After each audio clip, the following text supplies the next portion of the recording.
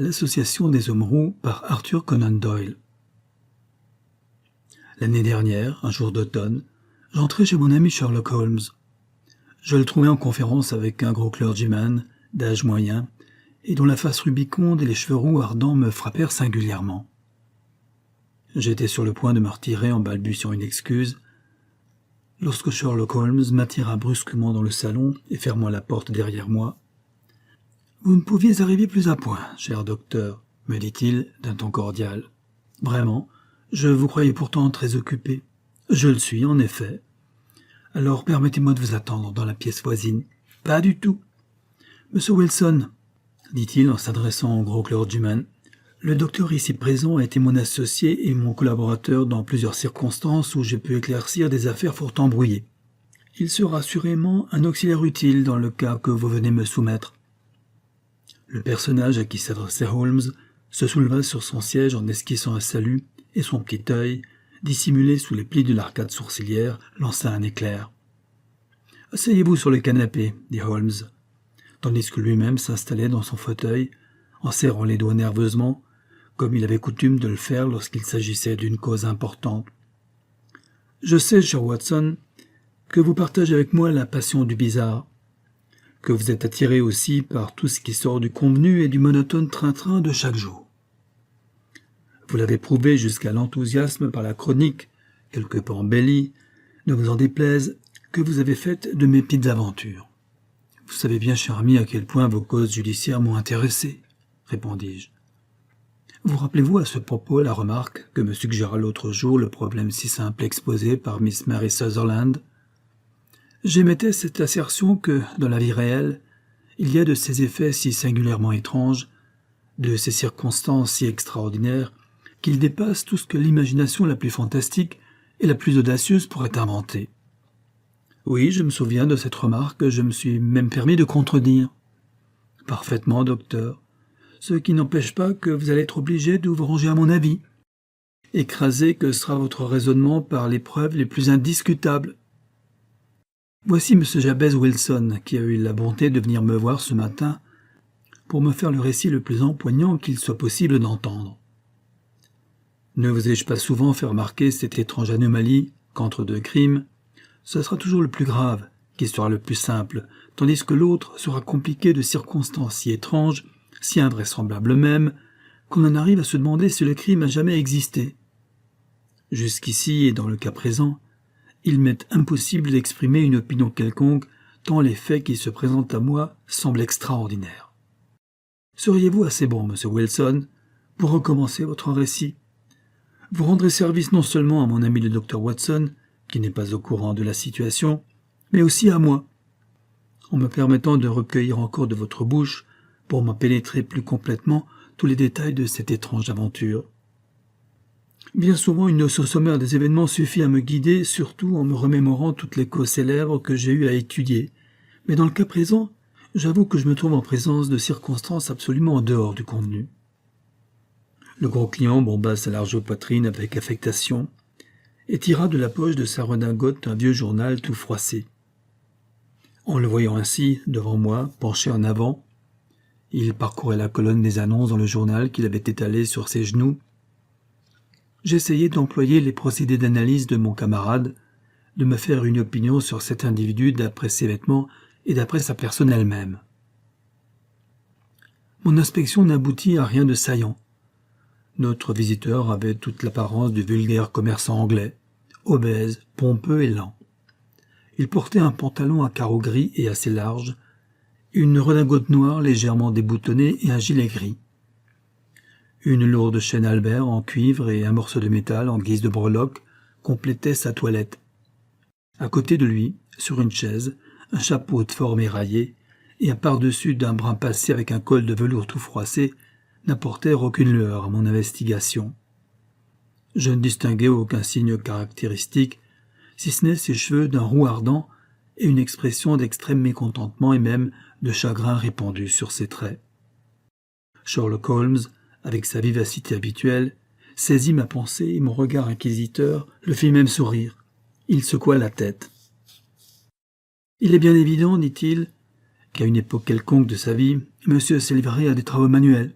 Il prise, il est franc-maçon, il a été en Chine, et il a beaucoup écrit ces temps derniers.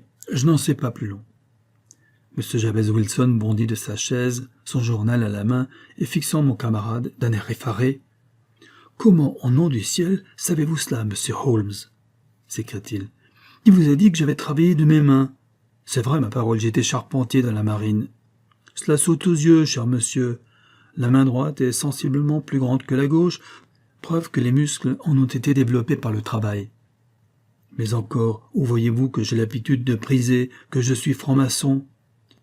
Je ne vous ferai pas l'injure de vous dire comment je l'ai su, car en dépit de toutes les règles de votre association, vous emportez les insignes, le triangle et le compas, en épingle de cravate.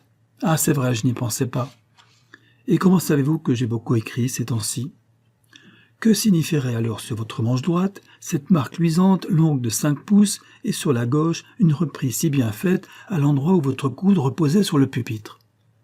Et où prenez-vous que je suis allé en Chine ? Il me semble que le poisson tatoué, juste au-dessus de votre poignet droit, n'a pu l'être que dans le céleste empire. J'ai fait sur le tatouage une étude spéciale que j'ai même publiée. Ce coloris rose tendre dans des écailles de poisson est tout à fait particulier à la Chine. Lorsqu'en plus, je vois un sou chinois suspendu, comme breloque à votre chaîne de montre, il me semble qu'il ne faut pas être sorcier pour avancer que vous êtes allé dans ce pays-là. M. Jabez Wilson rit d'un gros rire vulgaire. Ma parole, je vous croyais très habile avant de connaître votre procédé. Il est bien simple, après tout. Je commence à croire, Watson, repartit Holmes, que j'ai tort de donner des explications. Vous connaissez le proverbe « Omne ignotum pro magnifico » et ma pauvre réputation sombrera si je continue à être aussi franc. Ne pouvez-vous pas retrouver l'annonce dont vous me parliez, monsieur Wilson ? La voici enfin, répondit-il, en montrant de son gros doigt la colonne du journal. La voici, et c'est le début de toute l'histoire. Lisez-la vous-même, monsieur. Je pris le journal de ses mains et lus ce qui suit. À l'Association des roues. En raison du legs de feu Ezekiah Hopkins de Lebanon, Pennsylvanie, États-Unis d'Amérique, il se trouve y avoir dans la Ligue une nouvelle place vacante qui donne droit à un salaire de 4 livres par semaine pour des services purement nominaux. Tous les hommes roux, sains de corps et d'esprit, et ayant plus de 21 ans sont éligibles. S'adresser en personne, lundi à 11 h à Duncan Ross, au bureau de la Ligue, 7 Pope's Court, Fleet Street. « Que diable cela peut-il signifier » m'écriai-je après avoir lu 2 fois cette singulière annonce. Holmes esquissa un sourire et se trémoussa sur sa chaise. C'était chez lui un signe d'extrême contentement. « Cela sort de l'ordinaire, n'est-ce pas ?» dit-il. « Et maintenant, monsieur Wilson, tranchons dans le vif, et racontez-nous tout ce qui vous concerne, vous et les vôtres. Quelle a été l'influence de cette annonce sur votre sort ? Veuillez, docteur, inscrire sur votre calepin le nom du journal et sa date. C'est le Morning Chronicle du 27 avril 1890, il y a 2 mois de cela. Parfaitement. Vous avez la parole, monsieur Wilson. Eh bien, je vous disais donc, monsieur Sherlock Holmes, reprit Jabez Wilson en fronçant le sourcil, que j'ai un petit bureau de prêt sur gage à Coburg Square, près de la cité. Ce n'est pas un bureau important, et dans ces dernières années, j'ai eu bien de la peine à ajuster les 2 bouts. J'avais 2 employés. J'ai dû en supprimer un, et encore aurais-je été obligé de renoncer au second si ce brave garçon n'avait consenti, pour apprendre le métier, à entrer chez moi pour la moitié des gages ordinaires. « Quel est le nom de ce jeune homme obligeant » demanda Sherlock Holmes. « Il s'appelle Vincent Spaulding, et il n'est pas aussi jeune qu'on pourrait le croire à première vue. Je ne saurais cependant lui assigner un âge, mais par exemple, c'est un employé de premier ordre, monsieur Holmes. Il pourrait facilement gagner le double de ce que je lui donne. Après tout, s'il est satisfait, ce n'est pas mon rôle de lui donner des idées d'ambition. En effet, vous devez vous estimer très heureux d'avoir un excellent employé à des conditions aussi modestes. C'est rare chez des employés de cet âge, et je me demande ce qu'il faut le plus admirer de votre annonce ou de votre employé. Mon Dieu, il a ses défauts aussi, dit M. Wilson. Je n'ai jamais vu la passion de la photographie pousser plus loin que chez lui. C'est ce qui vend avec un appareil aux heures où il devrait travailler. Il descend au fond de la cave comme un lapin qui se terre pour développer ses plaques. Voilà son principal défaut. En dehors de cela, c'est un bon travailleur, et il n'a pas la moindre malice. Je pense qu'il est encore chez vous? Oui, monsieur. Je n'ai que lui et une gamine de 14 ans qui fait un peu de cuisine et balaye la maison, car je suis veuf et je n'ai plus de parents. Nous vivons très tranquillement, monsieur, tous les trois, gagnant juste de quoi nous abriter sous un toit et payer nos dettes, rien de plus. La première chose qui vint rompre la monotonie de notre existence fut cette annonce. Spaulding arriva au bureau. Je me rappelle que ce fut précisément il y a aujourd'hui 8 jours, avec ce même journal à la main, et s'écria « Quel malheur, monsieur Wilson, que je ne sois pas roux !»« Et pourquoi cela ?» demandai-je. « Pourquoi ? Voici une place à prendre dans l'association des hommes roux. Cela équivaut à de bonnes rentes pour celui qui est admis. Je crois savoir qu'il y a plus de places que d'associés, de sorte que les administrateurs ne savent que faire du capital. Si seulement mes cheveux pouvaient changer de couleur, voilà un bon petit fromage dans lequel je pourrais me loger. »« Mais que signifie cette histoire ?» m'écriai-je. « Remarquez bien, monsieur Holmes, que je suis un homme très casanier. Les affaires viennent à moi, je n'ai donc pas à me déranger, et je passe souvent des semaines entières sans franchir le seuil de ma porte. De cette façon, j'ignore tout ce qui se passe au dehors, et la moindre nouvelle a de l'intérêt pour moi. »« N'avez-vous jamais entendu parler de l'association des hommes roux ?» demanda mon employé en écarquillant les yeux. « Jamais. C'est fort étonnant, car vous êtes apte vous-même à en faire partie. Combien paye-t-on les associés ? Oh, environ 8000 francs par an. Le travail est peu considérable du reste, et cela ne nuit pas beaucoup aux autres occupations qu'on peut avoir. » Vous pensez bien qu'à cette réponse je dressai l'oreille, car les affaires n'ont pas été très brillantes dans ces dernières années, et une somme de 8000 francs n'est pas à dédaigner. « Racontez-moi donc tout cela par le menu, dis-je à Spaulding. »« Eh bien, me dit-il, en me montrant l'annonce, vous voyez vous-même que l'association est en quête d'un membre et voici l'adresse du bureau auquel vous devez vous présenter pour avoir de plus amples renseignements. Ce que je puis vous dire, c'est que l'association a été fondée par un millionnaire américain très original, Ezekiah Hopkins. Il était roux lui-même et avait beaucoup de sympathie pour les gens qui avaient aussi cette couleur de cheveux, de sorte qu'à sa mort, on découvrit qu'il avait laissé son immense fortune à 5 fidéicommissaires, à charge d'en servir les intérêts aux hommes roux besogneux.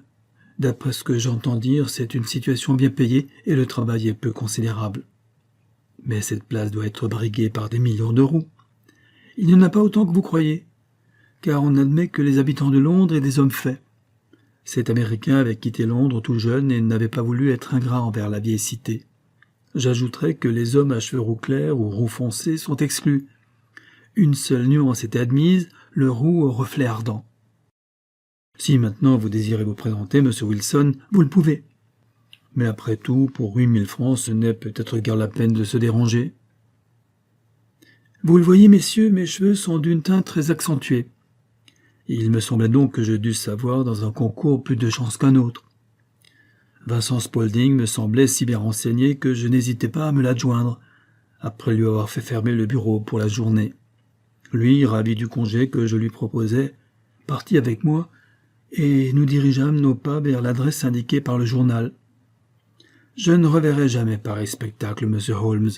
Du nord au sud, de l'est à l'ouest, tout individu ayant les cheveux d'une teinte rougeâtre quelconque s'était dirigé vers la cité pour répondre à l'annonce. Fleet Street était encombrée de gens aux cheveux roux, et Pope's Court ressemblait à une voiture à bras remplie d'oranges. Je n'aurais jamais cru qu'il y eût un aussi grand nombre d'hommes roux. Toutes les nuances étaient représentées, le paille, le citron, l'orange, le brick, la couleur chien d'arrêt irlandais, le jaune foie, le jaune argile, mais comme me l'avait dit Spaulding, il y en avait peu de cette nuance roux ardent qui est la mienne. Livré à moi-même et en voyant le nombre de concurrents, j'aurais volontiers renoncé à entrer en compétition. Mais Spaulding ne voulut pas me permettre de me retirer. Je ne sais comment il s'y prit. Il poussa, coudoya, bouscula, jusqu'à ce qu'il m'eût fait traverser la foule et m'eût amené au haut de l'escalier qui conduisait au bureau et sur les marches duquel se heurtait le flot montant plein d'espoir et le flot descendant triste et désappointé. Enfin, nous forçâmes le passage et nous entrâmes. « Ce début est fort intéressant, » interrompit Holmes, pendant que son client s'arrêtait et rassemblait ses souvenirs au moyen d'une bonne prise. « Je vous en prie, continuez votre récit. » Il n'y avait dans le bureau que quelques chaises en bois et un comptoir, derrière lequel se tenait un petit homme encore plus roux que moi. Il disait un mot à chaque candidat, au moment où ce dernier s'approchait, et lui trouvait toujours quelque défaut qui le disqualifia. L'admission ne me semblait pas une tâche aussi facile que je me l'étais laissé persuader tout d'abord. Enfin, lorsque vint mon tour, le petit homme roux sembla m'être plus favorable qu'aux autres. Il ferma même la porte afin de causer seul avec nous. « Je vous amène, monsieur Jabez Wilson, » dit mon employé. « Il est prêt à entrer dans l'association. »« Et il a certainement toutes les qualités requises pour cela, » répondit l'autre. « Je ne me rappelle pas avoir vu une nuance de cheveux aussi parfaite. » Il recula d'un pas comme pour mieux chercher le jour, regarda à droite, à gauche, et fixa mes cheveux jusqu'à m'intimider. Puis, tout à coup, s'avançant vers moi, il me serra la main et me félicita chaudement de mon succès. « Il serait injuste d'hésiter un instant à vous faire entrer dans l'association. Permettez-moi cependant une précaution qui ne saurait vous blesser, j'espère. » Et ce disant, il saisit des deux mains une poignée de mes cheveux et tira dessus avec une telle violence qu'il m'arracha un cri de douleur involontaire. « Vous avez les yeux pleins de larmes, » me dit-il, en me lâchant fin. « Je vois qu'il n'y a aucune supercherie. Mais vous comprenez bien que nous sommes tenus aux plus grandes précautions, ayant déjà été mis dedans 2 fois par des perruques et 1 fois par de la teinture. Je pourrais vous faire des récits qui vous montreraient notre pauvre humanité sous un jour fâcheux. » À ce moment, mon interlocuteur s'approcha de la fenêtre et cria de toutes ses forces à la foule que la place était prise. Un murmure de désappointement s'ensuivit, et chacun rentra chez soi plus ou moins penaud. Je restai en tête à tête avec l'étrange personnage à la chevelure non moins rousse que la mienne. « Je m'appelle Duncan Ross, me dit-il, et je suis l'un des membres bénéficiaires de l'association fondée par notre noble bienfaiteur. Êtes-vous marié, monsieur Wilson? Avez-vous une famille ?» Et sur ma réponse négative, la mine de M. Duncan Ross s'allongea prodigieusement. « Mon Dieu, dit-il d'un air grave, c'est très fâcheux, et je le regrette pour vous, la dotation ayant pour but de perpétuer les têtes rousses et d'en augmenter le nombre. Il est vraiment déplorable que vous soyez célibataire. » Ce fut à mon tour, M. Holmes, de prendre une expression navrée en voyant cette situation m'échapper. Mais après un instant de réflexion, le gérant m'assura que je serais admis quand même. Pour un autre, nous n'aurions peut-être pas consenti à cette faveur, mais vos cheveux sont d'un roux si admirable et si rare que nous ferons pour vous une exception. Pouvez-vous entrer rapidement en fonction? Voilà ce qui m'embarrasse, mon métier me laissant un peu de loisir. « Oh, ne vous inquiétez pas de cela, monsieur Wilson, » s'écria Vincent Spaulding. « Je me charge de vous seconder et de vous remplacer au besoin. » Quelles seraient les heures qui vous conviendraient? J'aurai besoin de vous de 10 heures du matin à 2 heures de l'après-midi. Il faut que vous sachiez, monsieur Holmes, qu'un prêteur sur gage est surtout occupé à la fin de la journée, et en particulier le jeudi et le vendredi qui précèdent les jours de paye.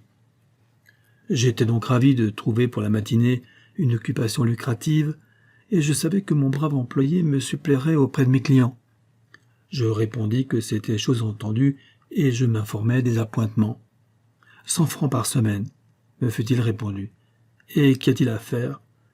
Ceci est purement accessoire. Qu'entendez-vous par là?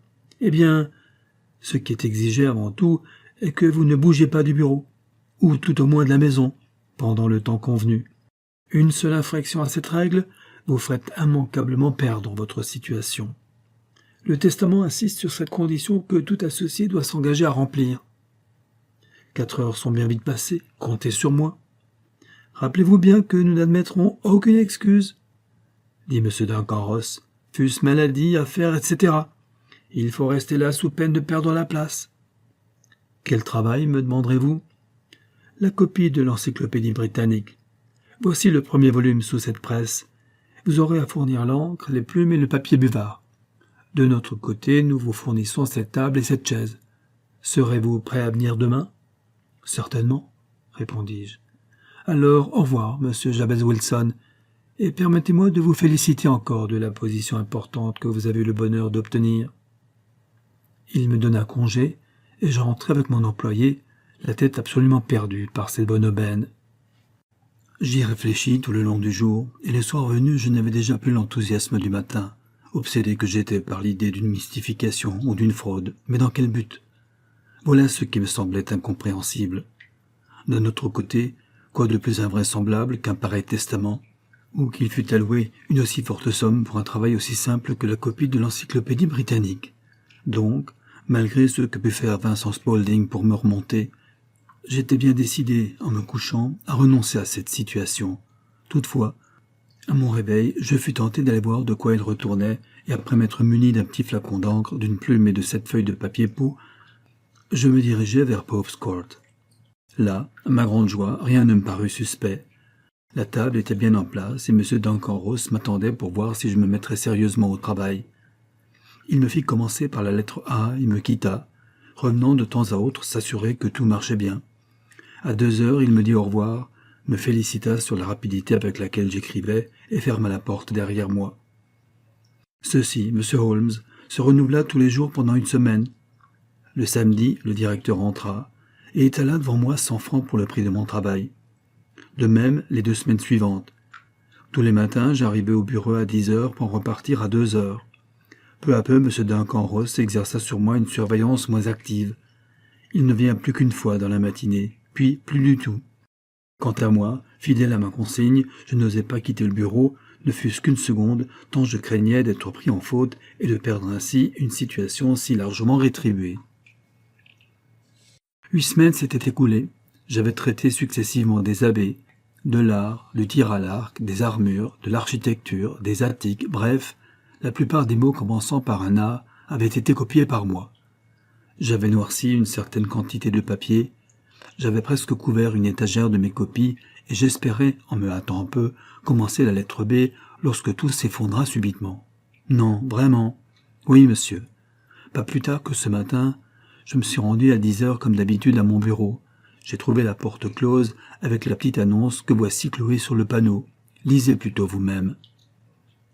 L'homme aux cheveux rouges nous exhiba un morceau de carton grand comme une feuille de papier à lettres et sur lequel étaient tracées les lignes suivantes. L'Association des hommes roux est dissoute, 9 octobre 1890. L'annonce lue, nous portâmes instinctivement, Sherlock Holmes et moi, nos regards sur le visage déconfit de notre interlocuteur. Et le côté comique de l'affaire l'emportant sur toute autre considération, nous partîmes tous deux d'un bruyant éclat de rire. « Je ne vois rien de risible à cette histoire, » s'exclama notre visiteur en rougissant de colère. « Si vous n'avez que des sarcasmes à m'offrir, je vais ailleurs. »« Non, non !» s'écria Holmes, en le forçant à se rasseoir sur la chaise qu'il avait déjà quittée. « Vrai, cette affaire vaut pour moi son pesant d'or. C'est si neuf et si original. Mais vous conviendrez bien avec moi du côté drôlatique de l'aventure. Maintenant, soyons sérieux. Quelle démarche avez-vous faite lorsque vous avez trouvé cette carte sur la porte? Je suis resté cloué sur place, monsieur. Je ne savais que faire. J'entrai chez les voisins. Je questionnais à droite et à gauche. Personne ne put me donner le moindre renseignement. Enfin, j'allai chez le propriétaire de la maison qui est un caissier et qui demeure au rez-de-chaussée. Je lui demandai s'il savait ce qu'était devenue l'association des hommes roux. Il me dit n'avoir jamais entendu parler d'une association de ce genre. Alors je lui parlai de M. Duncan Ross. Ce nom lui était totalement inconnu. Mais enfin, lui dis-je, quel est le monsieur du numéro 4 ? Comment ? L'homme roux ? Oui. Oh, vous voulez dire William Morris, l'avoué. Il n'avait loué chez moi qu'en attendant que son nouveau local fût prêt. Il a déménagé hier. Où pourrais-je le trouver ? Voici son adresse, 17 King Edward Street, près Saint-Paul. J'y allais sur l'heure, M. Holmes, mais au lieu de M. Morris, je me trouvais en présence d'une fabrique de rotules artificielles et personne ne connaissait ni M. William Morris ni M. Duncan Ross. « Qu'avez-vous fait alors ?» demanda Holmes. Je suis rentré chez moi à Saxe-Coburg Square et j'ai consulté mon employé qui n'a su que m'extorquer à la patience en ajoutant que probablement je recevrais une lettre. Vous comprenez que ce n'était pas suffisant pour moi, M. Holmes. Je ne voulais pas perdre une situation semblable sans me démener. Et comme j'avais entendu dire que vous vouliez bien prêter votre concours aux pauvres malheureux qui se trouvent dans une situation difficile, je suis venu tout droit chez vous.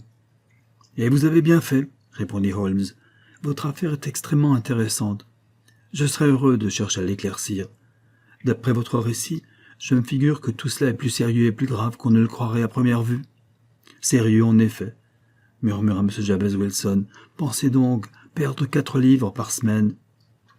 Pour votre part, remarqua Holmes, je ne vois pas que vous ayez à vous plaindre de cette extraordinaire association.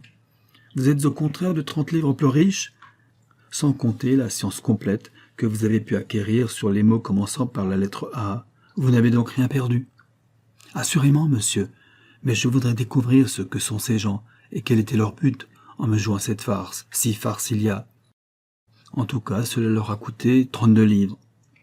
Nous tâcherons de vous fixer là-dessus. Et d'abord, permettez-moi de vous faire 2 ou 3 questions, monsieur Wilson. C'est votre employé qui, le premier, a attiré votre attention sur l'annonce, n'est-ce pas? Depuis combien de temps était-il à votre service? Depuis environ 1 mois. Comment l'avez-vous trouvé? Il avait répondu à une annonce que j'avais insérée dans le journal. Est-il le seul qui soit venu se présenter? Non, j'en ai eu une douzaine. Pourquoi l'avez-vous choisi de préférence à un autre? Parce que je l'avais sous la main et qu'il avait des prétentions modestes. Il a en somme accepté la moitié des gages ordinaires. Oui. Voulez-vous me décrire ce Vincent Spaulding? Il est petit, fort, très vif dans ses mouvements. Il n'a pas de barbe, quoiqu'il ait tout près de 30 ans. Il a sur le front une cicatrice provenant d'une brûlure faite avec un acide. Holmes, très agité, se redressa sur son siège. « C'est ce que je pensais, » dit-il. « Avez-vous jamais remarqué que ses oreilles fussent percées comme pour porter des boucles d'oreilles ?»« Précisément, monsieur. Il m'a dit qu'une bohémienne les lui avait percées lorsqu'il était gamin. »« dit Holmes, en s'étalant de nouveau et en retombant dans ses réflexions. « Est-il encore chez vous ?»« Oh, certainement, monsieur. Je viens de le quitter. »« S'est-il occupé de vos affaires en votre absence ?»« Je n'ai rien à lui reprocher, monsieur. Il y a du reste peu de clients dans la matinée. »« C'est bien, monsieur Wilson. Je serai heureux de vous donner mon impression sur tout cela dans 1 ou 2 jours. Nous sommes à samedi aujourd'hui. J'espère que vers lundi, nous aurons une solution. »« Eh bien, Watson, dit Holmes, lorsque notre visiteur nous eut quittés, qu'en pensez-vous ?»« Je n'y comprends rien, répondis-je avec sincérité. C'est une affaire des plus mystérieuses. »« Souvenez-vous, dit Holmes, que règle générale, plus une chose est bizarre, moins elle est mystérieuse. Ce sont les crimes communs, sans traits distinctifs, qui sont vraiment énigmatiques. De même, un visage vulgaire est plus difficile à identifier qu'un autre. Mais il faut que je me hâte d'en finir avec cette affaire. »« Quel est votre plan ?» demandai-je. « De fumer, d'abord, » répondit-il. « Il me faut bien 3 pipes pour résoudre ce problème, et je vous demande de ne pas me parler pendant 50 minutes. » Sur ce, Holmes se pelotonna sur sa chaise, en remontant ses genoux étiques jusqu'à son nez d'aigle, et demeura ainsi longtemps, les yeux fermés, sa pipe de terre noire à la bouche. On eût dit, en le regardant ainsi, un de ces étranges oiseaux de proie au bec extraordinairement recourbé.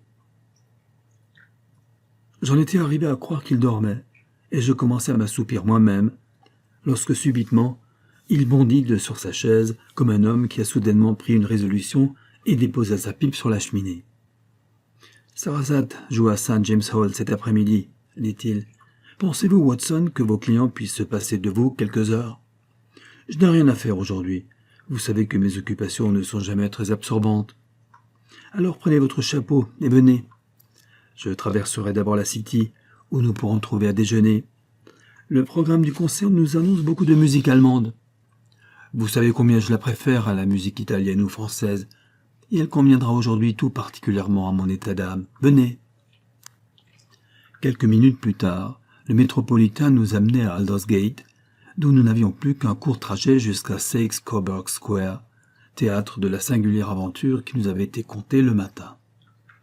C'était un endroit malsain, resserré, d'aspect misérable et prétentieux à la fois, sur lequel prenaient jour des maisons en briques à 2 étages. Chacune d'elles était précédée d'une bande de terrain défendue par une grille, et où un maigre gazon et quelques massifs de lauriers végétaient péniblement dans une atmosphère viciée par une épaisse fumée noire. 3 boules dorées et une enseigne brune avec Jabez Wilson, se détachant en lettres blanches sur le fond, nous indiquèrent que la maison du coin était bien celle où se trouvait le bureau de notre client à cheveux roux. Sherlock Holmes s'arrêta devant la boutique et l'examina tout en hochant la tête. On aurait dit que l'œil perçant qui brillait sous ses paupières clignotantes cherchait à traverser les murs. Mon ami s'avança lentement puis revint sur ses pas jusqu'au coin de la rue en regardant toujours les maisons avec la plus grande attention. Enfin, il retourna chez le prêteur, donna 2 ou 3 vigoureux coups de canne sur le pavé et frappa à la porte du bureau. Un jeune homme, bien rasé, à la physionomie intelligente, vint lui ouvrir et l'invita à entrer. « Merci, » dit Holmes. « Je voulais seulement vous demander quel est le plus court chemin d'ici au Strand. »« Prenez la 3e rue à droite et la 4e à gauche, » répondit l'employé brièvement, tout en refermant la porte. « C'est un malin, ce garçon-là, » me dit Holmes, chemin faisant. « Je n'en connais que 3 à Londres capables de lui damer le pion, et encore, pour l'audace, lui assignerai-je facilement la 3e place dans ce quatuor. J'ai déjà entendu parler de lui. »« Évidemment, » répondis-je. « L'employé de M. Wilson a le rôle important dans ce mystère de l'association des hommes roux. Je parie que vous ne lui avez demandé votre chemin qu'afin de le voir. Pas lui. Quoi alors? Les genoux de son pantalon. Et qu'avez-vous vu? Ce que je m'attendais à voir. Et pourquoi avez-vous frappé le pavé avec votre canne? Mon cher docteur, c'est le moment d'observer et non de parler. Nous sommes des espions, en pays ennemi. Nous voici à peu près édifiés sur Six Coburg Square. Explorons maintenant la partie qui est située derrière cette place. La rue dans laquelle nous nous trouvâmes en quittant le square si peu fréquenté de Six Coburg peut se comparer à ce qu'est l'envers d'une toile par rapport à l'endroit. C'est une des artères principales de la cité, une de celles qui se dirigent du nord à l'ouest et qui a le plus de trafic. La voie était obstruée comme si tout le commerce de la ville était venu s'y engouffrer en un double courant montant et descendant, tandis que les trottoirs étaient une fourmilière de piétons. Il semblait absolument impossible que les somptueux magasins et les grandes agences commerciales qui s'étalent dans cette rue eussent aussi accès sur le square si misérable et si peu fréquenté que nous venions de quitter. « Voyons, » dit Holmes en s'arrêtant au coin et en suivant des yeux la rangée de maisons. « Il faut que je me rappelle l'ordre dans lequel elles sont placées. Vous connaissez ma vieille manie de toujours chercher à connaître Londres à fond. Voici d'abord Mortimer, le marchand de tabac, puis le petit magasin de journaux, la succursale pour le quartier de Coburg de la banque suburbaine et de la cité, le restaurant des végétariens et le dépôt de Macfarlane pour la construction des voitures. Ceci nous mène jusqu'à l'autre pâté de maison. Assez maintenant, docteur, nous avons bien travaillé. Prenons un peu de distraction. Un sandwich, une tasse de café, et puis en route pour le monde du dilettantisme où tout est suave, délicat, harmonieux, et où nous ne trouvons pas de clients à cheveux roux qui nous ennuient de ces turlupinades. Mon ami Sherlock Holmes n'était pas seulement un musicien enthousiaste, mais aussi un habile exécutant et un compositeur émérite. Il passa tout l'après-midi dans sa stalle, battant doucement la mesure de ses doigts longs et effilés, et jouissant du bonheur le plus complet. Son visage s'épanouissait en un sourire béat, et ses yeux devenaient langoureux et rêveurs. Il ne restait plus rien de Holmes le fin limier, de Holmes l'implacable agent criminel, que son esprit vif et perçant plaçait au premier rang parmi les policiers. La dualité de nature de ce singulier personnage s'affirmait tour à tour. À mon avis, l'extrême exactitude de Holmes et son astuce n'étaient que la réaction contre cet état d'âme poétique et contemplatif qui tendait à le dominer. Mais grâce à l'élasticité de sa nature, il passait rapidement d'une langueur extrême à une énergie dévorante. J'avais remarqué qu'il n'était jamais plus vraiment redoutable que lorsqu'il était resté plusieurs jours étendu dans son fauteuil, au milieu de ses improvisations et de ses éditions gothiques. Tout à coup, la passion de la chasse le saisissait, et telle était alors la puissance de son raisonnement que le public ignorant de sa méthode prenait pour des intuitions ce qui n'était que de simples déductions, se demandant où cet homme avait pu puiser une science si supérieure à celle de ses semblables. En le voyant cet après-midi absorbé par la musique à St. James Hall, je prévoyais que les gens qu'il allait traquer passeraient un mauvais quart d'heure. « Rentrez-vous, docteur » me dit-il en sortant du concert. « Oui, je n'ai rien de mieux à faire. Quant à moi, je vais être fort occupé pendant quelques heures. Cette affaire de Coburg Square est très grave. » « Pourquoi très grave ?»« Parce que nous sommes en présence d'un attentat qui se prépare. J'ai tout lieu de croire que nous arriverons à temps pour l'empêcher. Mais il faut nous hâter, d'autant plus que c'est aujourd'hui samedi. Puis-je compter sur votre concours ce soir? À quelle heure? À 10 heures. Parfait. Je serai chez vous à cette heure-là. Ayez seulement soin, docteur, de vous munir de votre revolver. Nous courrons peut-être quelques dangers.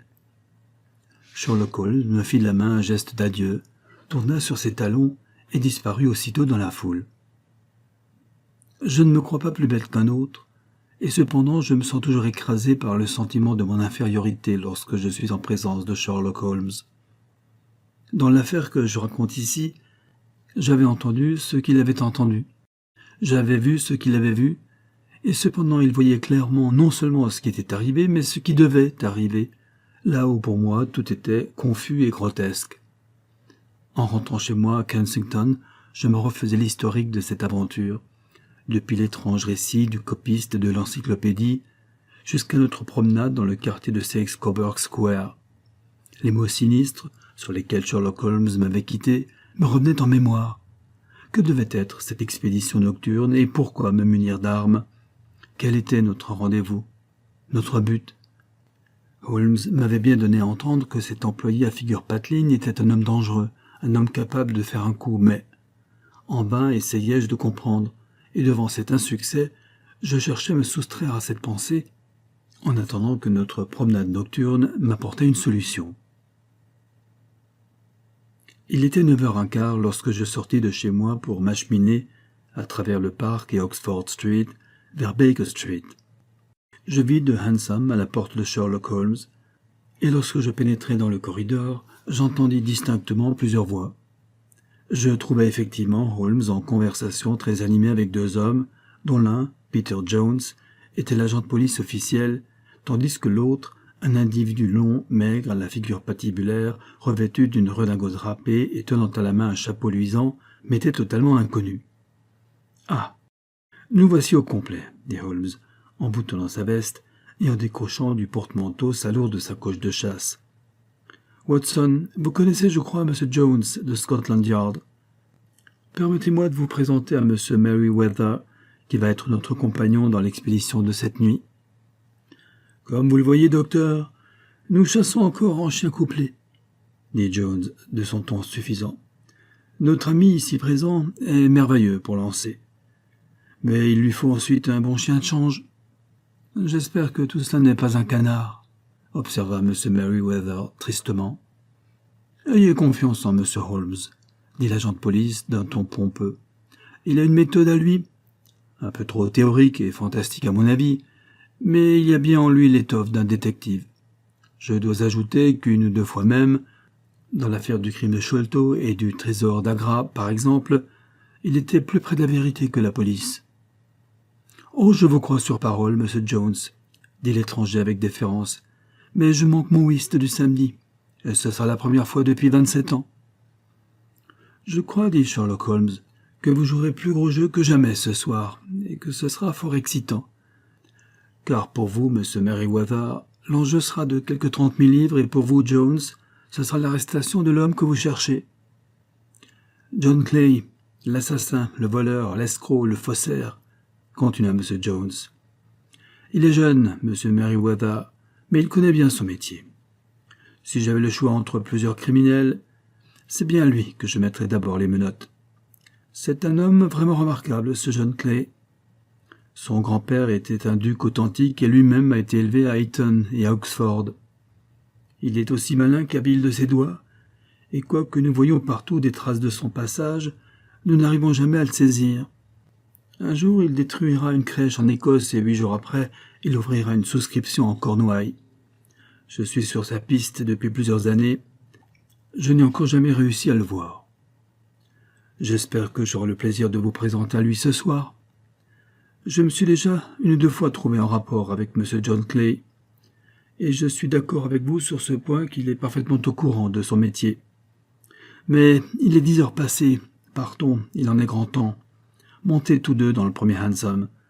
Watson et moi, nous vous suivrons dans le second. Sherlock Holmes ne fut pas très communicatif pendant cette longue course. Il s'étendit au fond de la voiture, en fredonnant les airs qu'il avait entendus dans la journée. Nous traversâmes un labyrinthe sans fin de rues éclairées au gaz, jusqu'au moment où nous débouchâmes dans Farrington Street. « Nous voici presque arrivés, » dit Holmes. « Ce Merryweather est le directeur d'une banque et il est personnellement intéressé à cette affaire. J'ai pensé qu'il était préférable de nous adjoindre ce brave Jones, quoiqu'il soit parfaitement idiot dans l'exercice de sa profession. On ne peut cependant lui refuser certaines qualités. Il a la bravoure du bulldog et la ténacité du homard quand il saisit une victime entre ses pinces. Mais nous voici arrivés, et les autres nous attendent déjà. Nos voitures s'étaient arrêtées devant ce même passage que nous avions exploré dans la journée alors qu'il était si encombré de passants. Nous congédiâmes nos fiacres et nous suivîmes M. Merryweather dans un petit couloir terminé par une porte de service qui nous ouvrit. Cette porte donnait sur un étroit corridor que fermait une massive porte de fer, laquelle donnait accès à un escalier de pierre tournant, au bas duquel se trouvait une autre formidable grille de fer. Là, M. Merryweather s'arrêta pour allumer une lanterne à la lueur de laquelle nous nous engageâmes dans un couloir sombre, imprégné d'humidité, au bout duquel se trouvait une troisième porte. C'était l'entrée d'une grande cave voûtée, entièrement tapissée de massives caisses de fer. « Rien à craindre du côté de la voûte, » dit Holmes, après avoir examiné la cave. « Ni de celui-ci, » répondit M. Merryweather, en frappant les dalles avec sa canne. « Mais, sapristi, mon cher, cela sonne creux, » s'écria-t-il stupéfait. « Plus de calme, je vous en prie, » dit Holmes sévèrement. « Voilà que vous avez déjà compromis le succès de notre expédition.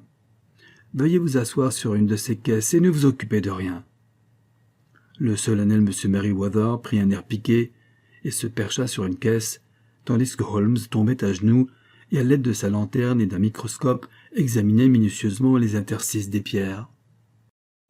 Au bout de peu d'instants, il se relevait brusquement et mettant sa loupe dans sa poche. « Nous avons au moins 1 heure devant nous, » dit-il, « car ils ne peuvent rien faire avant que le brave usurier ne soit tranquillement endormi. Mais une fois leur besogne commencée, ils ne perdront plus 1 minute, car plus tôt ils auront fini, et plus ils auront de chances de s'échapper. Vous avez deviné, je pense, docteur, que nous sommes dans la cave d'une des principales banques de Londres. M. Merryweather est le président du conseil d'administration, et il vous expliquera les raisons pour lesquelles les plus hardis criminels de la capitale s'intéressent tout particulièrement à cette cave. « C'est notre or français, » murmura le directeur. « Nous avons déjà été plusieurs fois prévenus des tentatives qui se préparaient dans le but de s'en emparer. »« Votre or français ?» ?»« Oui.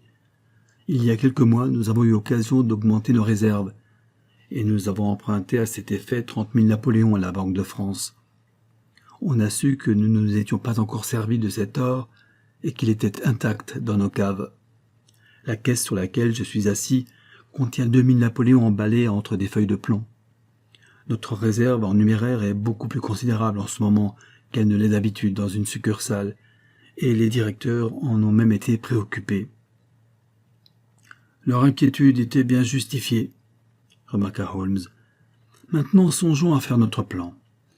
J'espère que dans 1 heure environ, les hostilités commenceront. En attendant, il faut, M. Merryweather, que nous voilions cette lanterne sourde, et que nous restions dans l'obscurité.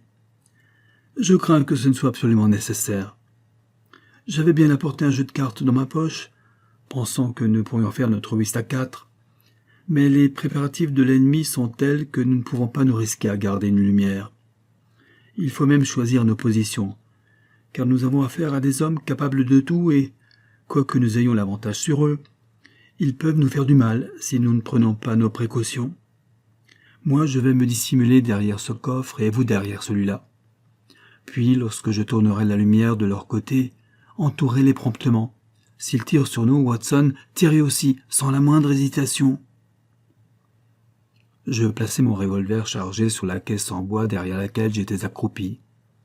Holmes cacha sa lanterne et nous laissa dans l'obscurité la plus complète, une obscurité que je ne connaissais pas encore et qui m'aurait donné un sentiment de malaise si une vague odeur de métal chauffé n'était venue nous rappeler que nous avions là une lanterne prête à nous éclairer. J'avais les nerfs extrêmement tendus, et j'étais, malgré moi, impressionné par les ténèbres et l'air froid et humide de ce caveau. « Ils ne peuvent nous échapper que par un seul côté, » murmura Holmes, « par la maison qui donne sur Six Coburg Square. Avez-vous fait ce que je vous ai demandé, Jones ? J'ai un inspecteur et 2 officiers en faction à la porte d'entrée.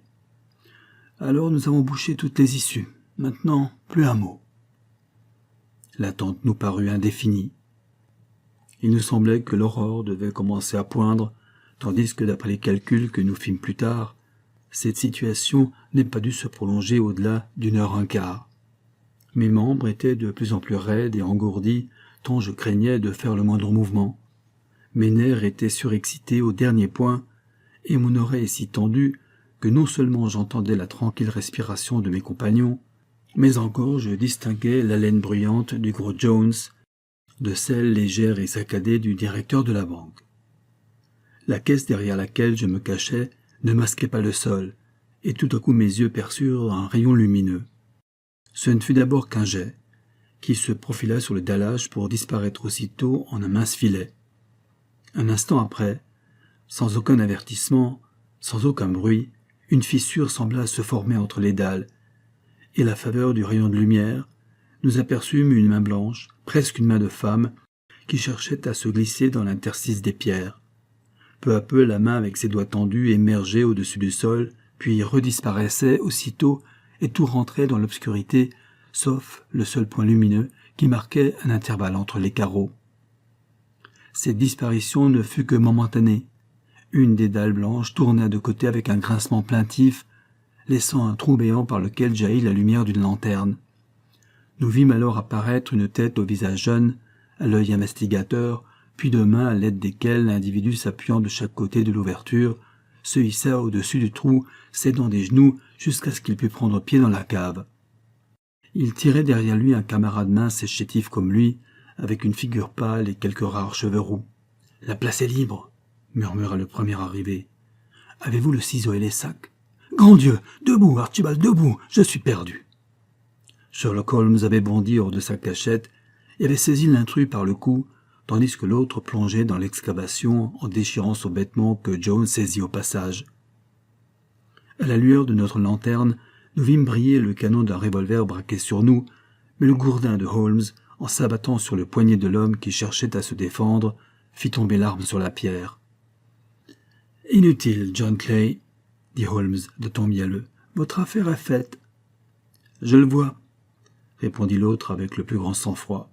« Je suppose que mon copain est sauvé, quoique vous ayez conservé les pans de son habit. »« 3 hommes l'attendent à la porte, » dit Holmes. « Oh, vraiment, vous me semblez avoir tout prévu. Je vous en fais mon compliment. »« Je vous félicite à mon tour, » répondit Holmes. « Votre idée de cheveux était géniale et vraiment très pratique. »« Vous verrez tout à l'heure votre copain, » dit Jones. « Il sait descendre dans un trou plus vite que moi. Tendez donc les mains, afin que je vous mette les menottes. »« Ne me touchez pas avec vos mains dégoûtantes, » dit notre prisonnier, au moment où les menottes se refermaient. « Vous ignorez sans doute que j'ai du sang royal dans les veines.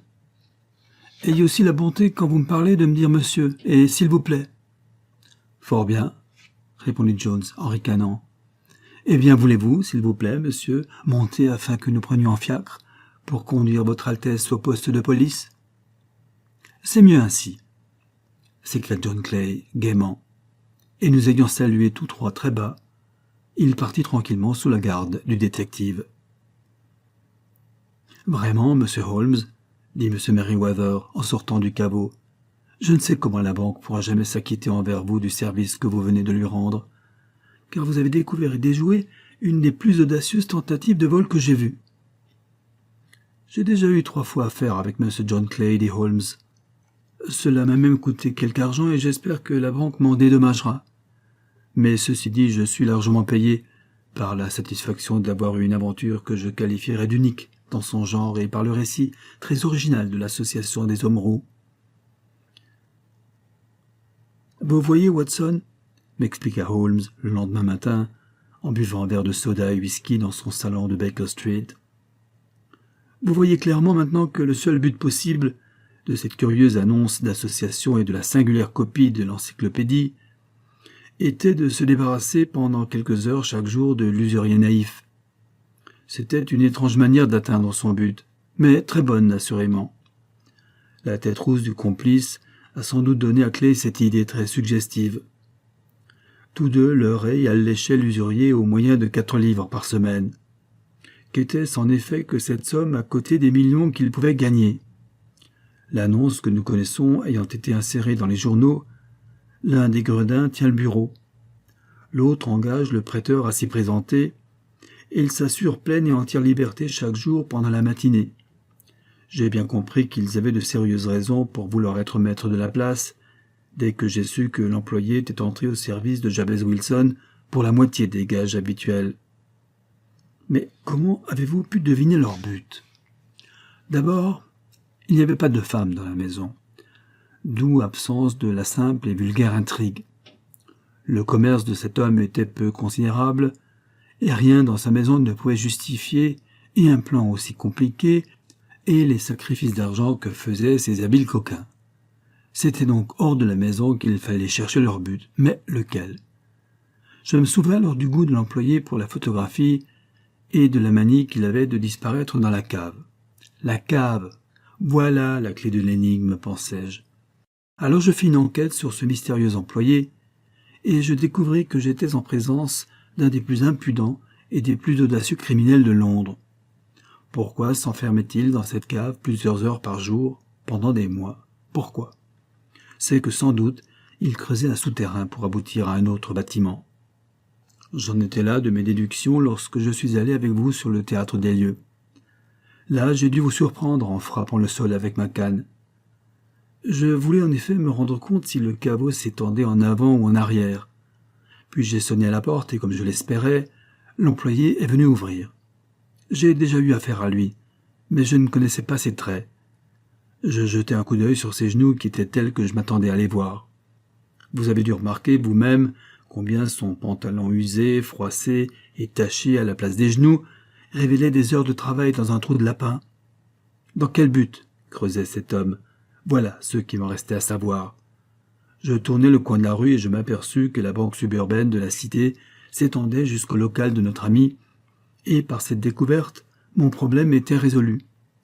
Lorsque vous êtes rentré, après le concert, je me suis rendu à Scotland Yard et chez le président du conseil d'administration de la banque. Vous savez le résultat de ces visites. Enfin, comment pouviez-vous savoir qu'ils feraient leur tentative ce soir? Demandai-je. C'est bien simple. Le fait seul d'avoir fermé le bureau de la fameuse association prouvait que la présence de M. Jabez Wilson leur était devenue indifférente. Autrement dit qu'ils avaient achevé leur tunnel. Il était essentiel pour eux de l'utiliser au plus vite, car il pouvait être découvert et le numéraire même pouvait être enlevé. Le samedi devait leur convenir tout particulièrement puisque cela leur donnait 2 jours pour se sauver. C'est pour toutes ces raisons que je les attendais ce soir. Votre raisonnement était parfait, m'écriai-je avec une admiration non déguisée. Pas une lacune dans cette longue série de faits. Cela m'a sauvé de l'ennui, répondit Holmes en bâillant. Hélas, le voilà qui m'envahit de nouveau. Ma vie n'est qu'un perpétuel effort pour échapper à la monotonie de tous les jours, monotonie qui n'est rompue que par ces petits problèmes. Et vous êtes assurément un bienfaiteur de l'humanité. Il haussa les épaules. Ma foi, peut-être suis-je utile à quelque chose, répondit-il simplement. L'homme, c'est rien. L'œuvre, c'est tout. Comme Gustave Flaubert l'écrivait à George Sand.